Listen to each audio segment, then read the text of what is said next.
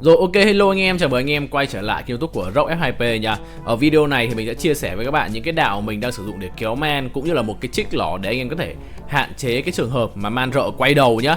Thì cái con mà mình đang sử dụng để kéo man trên màn hình đây, gần đây thì mình dùng cặp tướng này rất là nhiều, và cũng là một cặp tướng kéo man yêu thích của mình, chính là Hoắc Khứ Bệnh kết hợp với Choi Rong nhá. Hoắc Khứ Bệnh ấy thì ngày xưa ấy anh em bảo để kéo man mình không thích dùng lắm, mình thích dùng Tào Tháo hơn các bạn. Nhưng mà đặc điểm của vị tướng này ấy là chiêu 1 đam rất là to. Đấy, các bạn thể thấy là nó xiên một cái là con man rợ nó gần chết luôn. Và nếu mà các bạn kéo man rợ map chinh phạt ấy thì các bạn sẽ khá là cần cái lượng đam này, bởi vì nó sẽ tăng cái tốc độ kéo man cho các bạn rất là nhiều. Đấy, các bạn sẽ không chỉ đơn giản là muốn cái đạo quân của anh em nó không mất máu nữa, mà các bạn còn phải muốn nó nhanh đấy anh em. Thì Hoắc Khứ Bệnh là một vị tướng các bạn có thể giải quyết được cái vấn đề đam này nhá. Nó xiên một cái 48.000 đam rồi. Đó, thì mình cho Hoắc Khứ Bệnh đi kèm với Choi Rong chỗ này, tại vì Choi Rong nó sẽ có AoE vòng tròn, đấy các bạn sẽ kéo dễ hơn rất là nhiều. Ngoài ra thì còn Choi Rong ấy nó cũng có khả năng hồi máu nữa.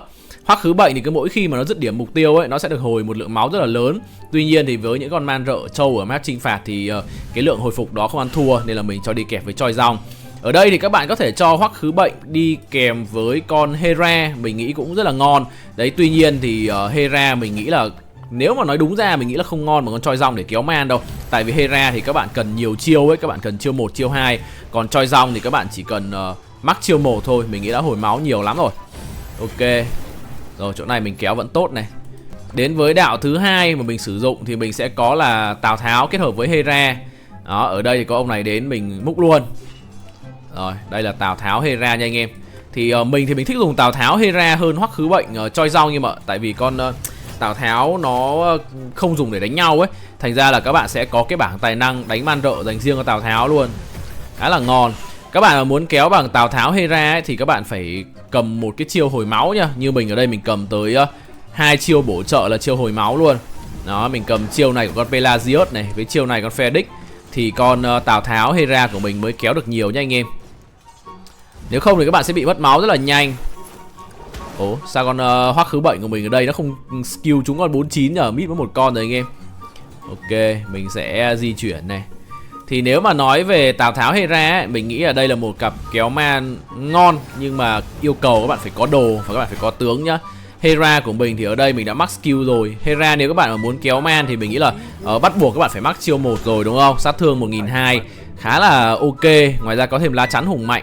Ngoài ra thì các bạn sẽ yêu cầu thêm chiêu 2 nữa, được thêm sức khỏe thì cái đội quân các bạn sẽ trâu hơn. Thì mình nghĩ là con Hera các bạn mắc chiêu 1, chiêu 2 để kéo man sẽ dễ hơn. Còn không thì tối thiểu yêu cầu các bạn cũng phải mắc chiêu 1 nhá. Ở đây thì con Choi Rong của mình cũng đã mắc chiêu 1 rồi anh em ạ. Choi Rong thì mình cứ thong thả thôi. Con này thì MGE cung ấy, mình cứ lâu lâu mình ăn được mấy chục tượng. Đây 50 tượng này anh em. Đấy, chỉ với 50 tượng Choi Rong hiện tại mình kéo man cũng được là 648 triệu điểm rồi. Con này thì mắc chiêu 1 cho nó có đam thôi, nhưng mà thực tế thì các bạn cũng chả cần mắc chiêu 1 đâu.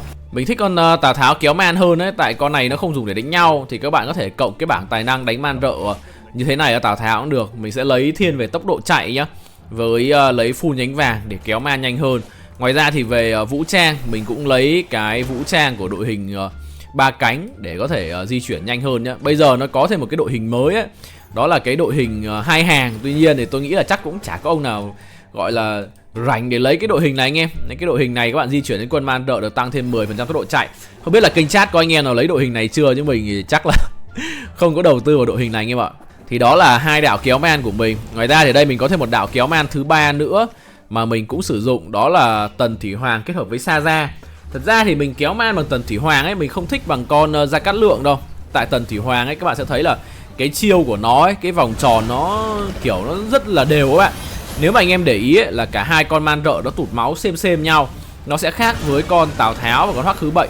Đó là Tào Tháo Hoắc Khứ Bệnh ấy, thì sẽ luôn có một con là ăn đam đơn mục tiêu đúng không? Thì con đấy nó sẽ chết nhanh hơn. Thì như vậy các bạn sẽ dễ di chuyển hơn. Còn với con Tần Thủy Hoàng này á, là rất là hay rơi vào cái tình trạng là cái kiểu như là hai đạo nó mất máu bằng nhau ấy. Ít nhất là mình cảm thấy thế. Ở đây thì mình kéo man bằng Tần Thủy Hoàng Sa Gia nhé anh em. Đó, mấy con tướng cung bây giờ toàn dùng để kéo man thôi. Sa Gia của mình ở chỗ này thì đây mình cũng chỉ mắc chiêu 1 thôi các bạn. Hiện tại thì kéo man được 982 triệu điểm rồi. Trước đây thì mình dùng cho gọi là Sa Gia đi phụ cho Gia Cát Lượng để kéo man ấy. Mùa này đổi có Tần Thủy Hoàng. Về cặp tướng này ấy, thì mình nghĩ là cũng chả có điểm gì để chê cả. AoE thì lúc nào cũng có cái là chạy hơi chậm thôi. Nếu mà kéo man các bạn sẽ muốn chạy nhanh hơn, chạy hơi chậm và nói chung là đánh cũng không mất máu đâu. Thì đây là 3 đạo kéo man mình đang sử dụng nhá. Và chỗ này thì mình sẽ muốn chỉ cho anh em một cái trích lỏ để các bạn kéo man hạn chế nó bị quay đầu. Các bạn đều biết đấy, đó là man rợ thì nó sẽ có một cái tầm di chuyển đúng không? Nó sẽ có một cái tầm di chuyển trong cái phạm vi nhất định, mà khi mà các bạn đi khỏi cái phạm vi đó ấy, thì con man rợ nó sẽ quay đầu. Đó, thì cái đấy là cái cơ bản ai cũng biết rồi. Ở đây mình sẽ ví dụ với con man rợ 51 này đi. Ok, mình sẽ ví dụ nhá. Bây giờ mình tấn công con man rợ 51 này. Thì cái phạm vi của con man rợ này nó di chuyển đó, nó sẽ đến một mức nào đấy. Thì cái cách mà rất là nhiều anh em hiện tại vẫn áp dụng đúng không? Đó là các bạn cứ đi từng bước một như thế này. Thì kiểu như cái khoảng cách con man rợ đến các bạn nó không có xa ấy, là nó sẽ hạn chế trường hợp con man rợ nó quay đầu đúng không? Ok. Thì đây là cách mà chúng ta vẫn thường làm. Ở đây mình sẽ hướng dẫn anh em một cách để các bạn có thể kéo man nó đỡ bị mít hơn nhá. Đấy, các bạn sẽ cùng theo dõi cái pha này với mình. Thực ra thì chưa chắc nó đã mít đâu. Ồ, mít rồi anh em ạ. Ok. Thì đây là gì? Đây, anh em có thể thấy cái việc mình đang làm nhá. Cái con man rợ này không phải con man rợ đầu tiên của mình đâu. Nếu mà mình tấn công vào con man rợ này bằng tuần thủy hoàng ấy, mình sẽ mất là 70 điểm hành động. Đó. Anh em có thấy không? Như vậy cái đội quân của mình nó vẫn tấn công vào con man rợ này, nhưng mà mình không có mất điểm hành động nha anh em. Đó, thì đây là một cái mẹo cũng khá là giống cái mẹo mà hôm trước các bạn dùng để đánh bôn đấy, mà các bạn tụ thành một điểm. Thì đây cũng là một cái mẹo tương tự như thế, các bạn có thể áp dụng vào kéo man được và các bạn sẽ đỡ mít hơn rất là nhiều. Ở trường hợp vừa rồi anh em có thể thấy là mặc dù cái con man rợ mình kéo á, nó không phải con man rợ đầu tiên. Tức là nếu mà mình bỏ con đấy đi đúng không? Tức là mình đã để mít một con man rợ, hoặc là nếu mà mình tấn công tiếp vào con man rợ đó thì mình sẽ bị mất 70 điểm hành động. Nhưng mà vừa rồi thì mình vẫn có thể làm được, đó là mình đánh chết con man rợ đó mà không có bị thiệt hại gì nhá. Thì làm thế nào để các bạn có thể làm được điều đó? Đây là một cái thói quen mà rất là nhiều anh em kéo man, kể cả mình cũng vậy thôi, thì lâu nay mình vẫn dùng. Đó chính là trong quá trình mình di chuyển ấy, mình hay bấm phím S. Nó tức là trong quá trình di chuyển trên PC đúng không? Các bạn hay có phím S hoặc là cái ngôi nành nhà này. Các bạn bấm như này nhá, là cái đội quân các bạn nó sẽ dừng ở đúng cái vị trí giữa hai con man rợ để nó ra skill đúng không? Nhưng mà mình muốn ở đây ấy, anh em hãy thay đổi cái thói quen bấm phím S bằng cách là các bạn hãy di chuyển thật là gần thôi. Đó.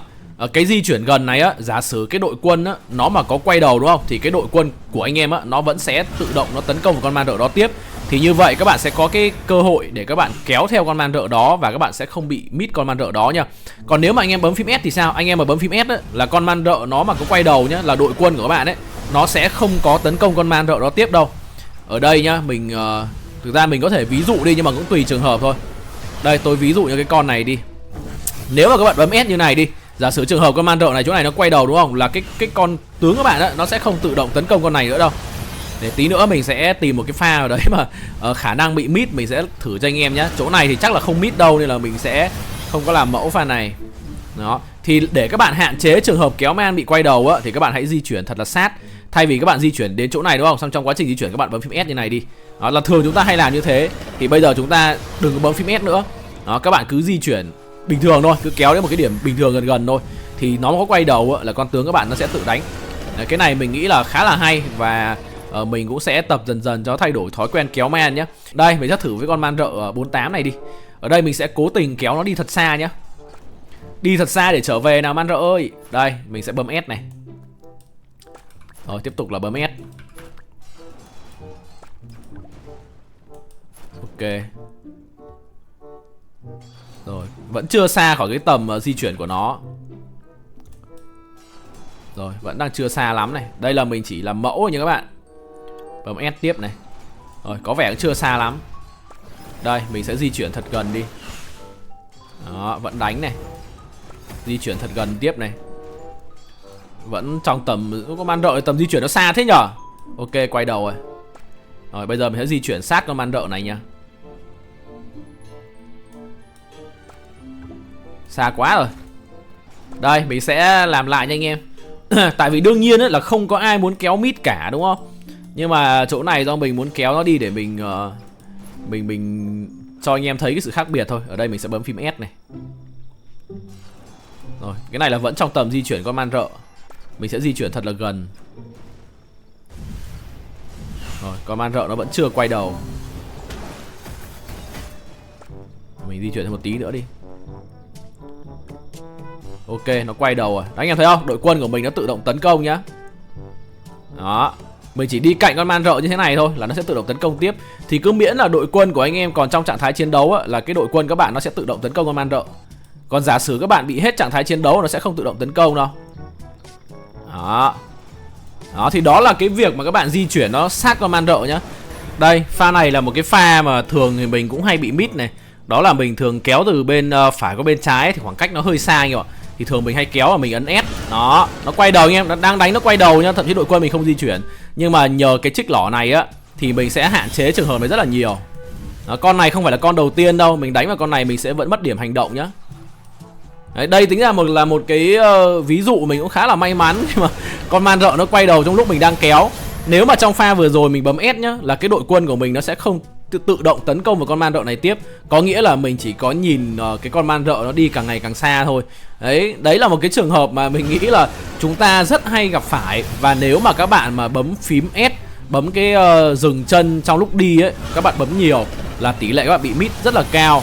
Đó thì đấy là vừa rồi là một pha cứu thua khá là hay. Đấy, lâu lâu mới có một pha anh em ạ. Nhưng mà khi mà các bạn gặp thì các bạn sẽ rất là ức chế. Và mình cũng gặp rất là nhiều. Đặc biệt là trong những pha mà chúng ta kéo man nó hơi tham một xíu. Ở đây ông nào đi kéo man đua với tôi à? Cho nhiều ông bạn con đấy sang đây kéo mấy con năm mấy này cũng ngon. Đó, cũng may mắn. Tính ra là trong mấy pha ví dụ thực ra để quay được cái pha ví dụ cũng khó phết. Tại vì không phải pha nào man rợ nó cũng quay đầu ấy. Nhưng mà những lúc nó quay đầu các bạn sẽ hiểu là cái độ ức chế của những người mà hay kéo man như thế nào. Chỗ này mấy con man rợ này yếu quá, mình bỏ đi. Mình kéo mấy con man rợ tầm 5x thôi. Ô, có mấy mỏ game này. Đây, cho đi đào game luôn. Rồi, ở đây tiếp tục mình sẽ chuột bạch với một pha kéo man. Mình nghĩ cũng khá là khó khi mà cái khoảng cách từ con 51 xuống con 48 này tương đối xa. Đây. Đấy, nói chung là chúng ta sẽ tập là di chuyển nhưng mà không có bấm phím S nhé. Mình mà bấm phím S nó sẽ không tấn công con này đâu. Ok. Chúng ta đã tập di chuyển gần con man rợ thôi. Tức là trường hợp nó mà quay đầu á, là cái đội quân của bạn nó sẽ đánh với được con man rợ đó, là sẽ giảm tỷ lệ các bạn bị miss rất là nhiều. Cái này thực ra ấy, đến bản thân mình chắc cũng phải sửa từ từ ấy. Tại vì bấm S nó tiện.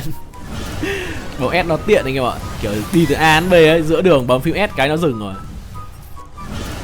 Pha này chắc mình không thể kéo được con 51 xuống con 48 thế này được. Đây, mình sẽ thử kéo lên con 49 trên này nhá. Chúng ta cứ đi sát con man rợ thôi. Đấy, sát cỡ này thôi. Nói chung là mặc dù là chỉ vào đây ấy, nhưng mà con đội quân các bạn nó cũng đi một đoạn xa lắm. Ở đây mình sẽ thử kéo con 51 lên con 49 trên này không được nhá. Con này là con thứ hai đấy, đánh con này là mình sẽ bị mất AP. Đấy, chúng ta cứ di chuyển sát thế này thôi. Miễn là không bấm phím S là được. Bấm phím S nó quay đầu là mất. Rồi, nó quay đầu rồi. Đúng không? Đây là trường hợp xấu nó quay đầu. Đấy, bạn đánh với, thấy chưa? Không bấm S là được, cứ không bấm phím S là nó sẽ đánh với theo. Là lại trong trạng thái chiến đấu. Đấy, lại trong trạng thái chiến đấu tiếp. Đấy, thì đối với những bạn mà hay kéo tham ấy, thì mình tin là cái trích lỏ này sẽ giúp anh em ăn được thêm khá nhiều man rợ ấy, cũng tiết kiệm được tương đối AP. Thì những cái trường hợp này mình biết là mình kéo từ đây đến đây không được rồi thì tôi cũng chả cố làm gì. Đấy, mình sẽ bỏ qua. Đây, chúng ta sẽ thử một trường hợp khác. Ông này ông hút mất rồi. Trường hợp khác thì mình sẽ đi đây, mình ví dụ mình sẽ kéo con 48 trên này đi. Mấy pha này cũng khá là khoai đấy. Đây, hoắc khứ bệnh đi, mình kéo pha này cũng được anh em. Đây, chúng ta sẽ áp dụng cái mẹo này bằng cách là kéo chỗ man rợ này nhá. Tổng cộng chúng ta có 8 con. Thật ra thì mình làm cái video này ấy, do đây là một cái trường hợp mình rất hay gặp phải, đúng không? Nên là mình chia sẻ với các bạn. Tuy nhiên thì mình không chắc là liệu anh em có gặp phải không, đúng không? Hay là anh em vốn dĩ anh em cũng kéo cái kiểu này từ xưa nay rồi. Rồi, ok. Đấy, mình sẽ không có bấm phím S nữa, đúng không? Tay trái là chỉ có ngồi gọi là vuốt râu thôi, xoa bụng thôi anh em ạ. Chúng ta cứ di chuyển chậm chậm thế này thôi.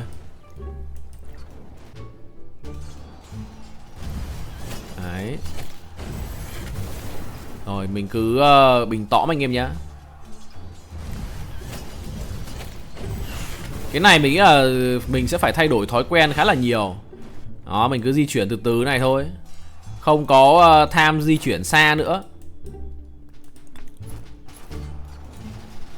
Ô, có thương nhân thần bí này mà đang quay clip rồi chị ơi. Để xong thì em vào em shopping cho chị ít tài nguyên nhá. Đây, quả này thì mình đấy, kéo khá là easy. Rồi, mình cứ kéo từ từ thôi, cứ di chuyển sát. Đấy, trường hợp xấu mà con này quay đầu đúng không, là mình cũng không bị mất con này. Đó. Mình cứ di chuyển sát sát thế này thôi. Rồi, sao mà chiêu cỡ đó không trúng con 51 rồi. Để cái đồ họa mới cây nó che mất con man rợ mất tiêu. Ok. Rồi, vẫn chiêu trúng con 51 này. Ở đây mình sẽ... Đây, tiếp tục mình sẽ di chuyển từng đoạn nhỏ thôi. Nó quay đầu là mình vẫn đuổi được.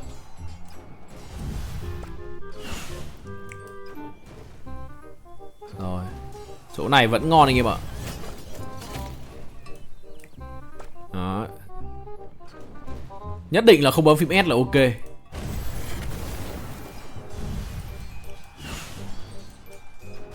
Rồi. Đấy, thế là mình kéo hết một bãi man rợ khá là dài. Và cũng tương đối là dễ. Mình đang nghĩ là không biết là mình có nên chuột bạch một phát bấm S không. Tại vì để gọi là phí một con man rợ ấy. Ok, mình sẽ... Đây, chỗ này thì mình sẽ thử kéo con man rợ này xuống con 49 nhá. Đây sẽ là một pha mình nghĩ cũng khá là khó đấy. Tại vì từ cái con man rợ 51 này xuống con 49 mình thấy khoảng cách nó tương đối xa. Đây, mình sẽ di chuyển từ từ thôi anh em nhé.